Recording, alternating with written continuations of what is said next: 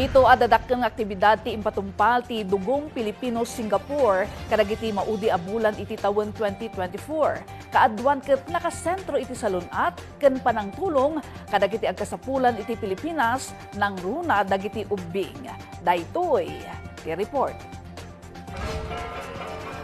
Nakalalagip ti tawen 2024 para iti grupo a dugong Pilipino-Singapore nang runata adu tinaaramidanda para iti pagilyan amang ipapaay kadakwada iti trabaho ken kastamot iti nagtaudanda a nasyon.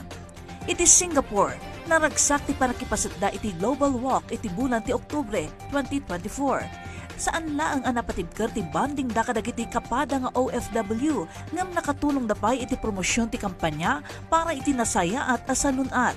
Iti nasuumot lang a bulan, indaw luanda ti Zumba, apasat iti agtultuloy a kampanyada para iti salunat, kan ti clean up drive iti Kalang Park, Singapore. Amay sa kadagiti aktibidad da apan ang tulong mat iti pagilyan amang ipapaay kadakwada iti panggadan. Adu abaligi iti grupo, nirambakan da iti second year anniversary da iti Nobyembre.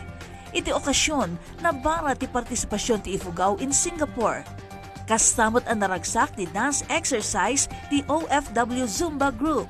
Ken presentasyon ti Red Scorpion Mixed Martial Arts ken ti G-Force Dancers. Iti bulan matlang ti Nobyembre, nagsapatay iti posisyon dagiti baro nga opisyal iti grupo nga idaduluan ti baro a presidente ani Lourdes Grace Noses. Indauluan met ni Julie Ann Benyahan, ti Second Secretary ti Philippine Embassy in Singapore, ti oath-taking dagiti opisyal. Dakkel nga akam ti grupo, managsakan met ni dugong Pilipino-Singapore Advisor Jonel Kindipan iti baligi ti grupo. I wish your organization success and best of luck as you move forward to achieve your organization's mission, vision, and aspirations together. Kasarunod daytoy, impatumpal dati blood donation drive, kabinadag ti Migrant Writers of Singapore. Ti donasyon adara ket dakkel a makatulong kadagiti masakit nga agasapulan iti Singapore.